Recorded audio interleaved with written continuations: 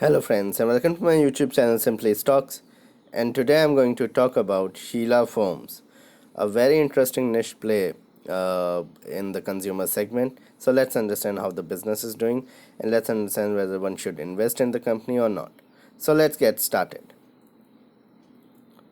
First of all, a disclaimer that this is not a stock recommendation, and people taking any position to any share that I talk about should do that with their own due diligence and research. And I'm not in favor or against any company that I talk about.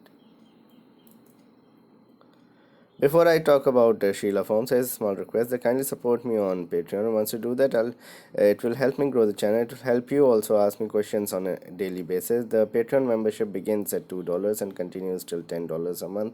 When you take the $10 Patreon membership, you'll get access to my portfolio and watch list, and you'll also have access to asking me questions on a daily basis, one query per day, and a number of you can say articles that I publish exclusively on Patreon.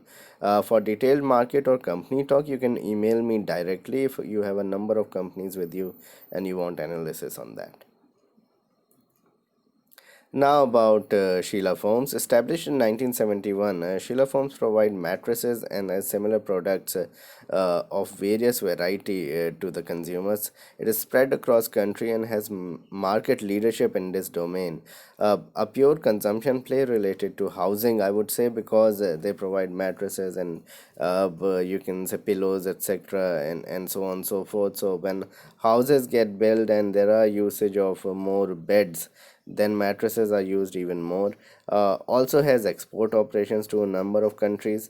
The market cap of the company is around 7,000 crores, and some products of it includes automotive foam, Celentech foam, and also UV foam products that they sell. A little bit of a downturn in the economy has hurt the business of the company, but overall the company has done pretty well over the years. So if you look at the numbers, and this is December FY20 versus December FY19, the sales have grown by around 15 odd percent, whereas the profit growth has been pretty tremendous at around 60%. It is virtually debt free. There is little debt, but it is negligible at the moment. High promoter and institutional holding is there. Only 2% free float currently exists in Sheela Forms, which is extremely positive. Return on equity is at 20%, which is decent, not magnificent, but quite decent at 20%. And net profit margin at 14% is currently the best in the industry.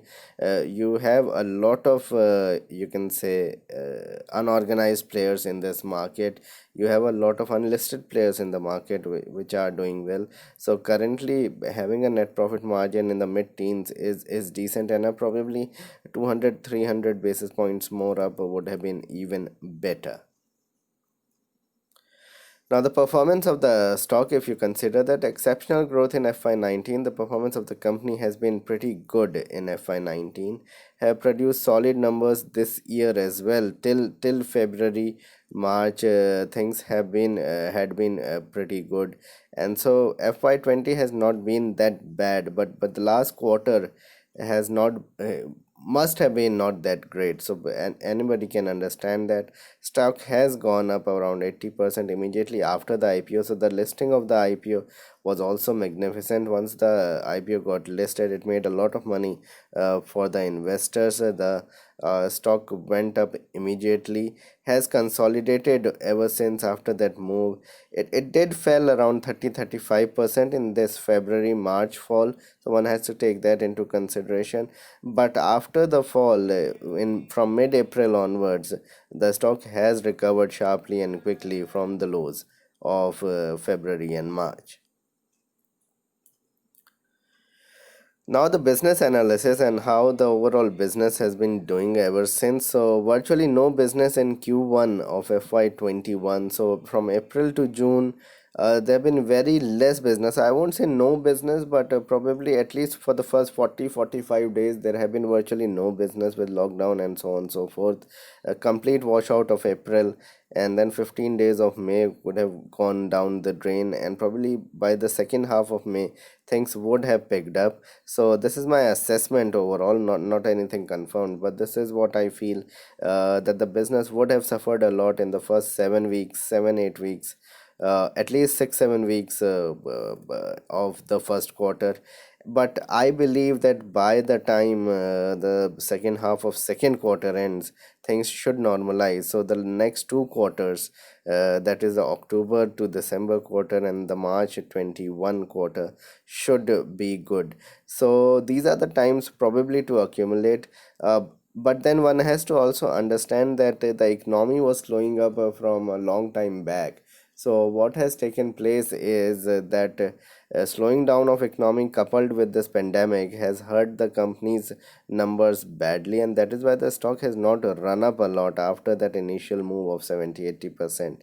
So may see tepid growth this year, if any. Probably in the last 2 quarters you'll see some growth, and whatever degrowth we have in this first 2 quarters, it will be negated. So eventually we might not see any growth or very less growth. Valuations had been stretched. So when the stock went up 70-80%, valuation went up to like 60-70 times earnings. Now that is extremely expensive for a company which is more or less deals in a product which are also available locally, which is also available with you can say unorganized players. A lot of unorganized market is there. Now the scene has changed. So what has gone on with this lockdown thing and many other things, many of the unorganized players would go out of the business, and that is the positive that I see in this for the company. And hence they might end up having better margins for FY22, and that's why the company is looking attractive at the moment. So valuations have come down, time has passed, and now probably EPS will increase from FY22 onwards, and hence at these levels it looks not that expensive. Hoping to see better traction post October, as I mentioned, and job scenario has to improve for the company to do well. So this is more or less related to the housing. So yes, there is a lot of business that comes in with the replacement of mattresses, etc., from the consumers, but most of the business that come into play is when more houses are built, when there is more need for more beds, and then more mattresses are bought. So indirectly it is related to the housing play, and the economy really needs to improve for it to do well. So what needs to be done? You can say can buy incrementally now. One can, what they can do is buy over a 1 year period on a SIP basis. Keep track of the numbers. Next 6 months could be difficult, so one can accumulate over this year. So by end of December, you can fully accumulate the stock. Have a good 4-5 year time frame. The stock should perform well. I believe that when unorganized players go away from the market, the company will get better market share and hence better margins for their product. So this was my video on Sheela phones. Please like and subscribe my channel and hit the bell icon so that you can get my videos straight away when I post it. Thanks a lot for watching.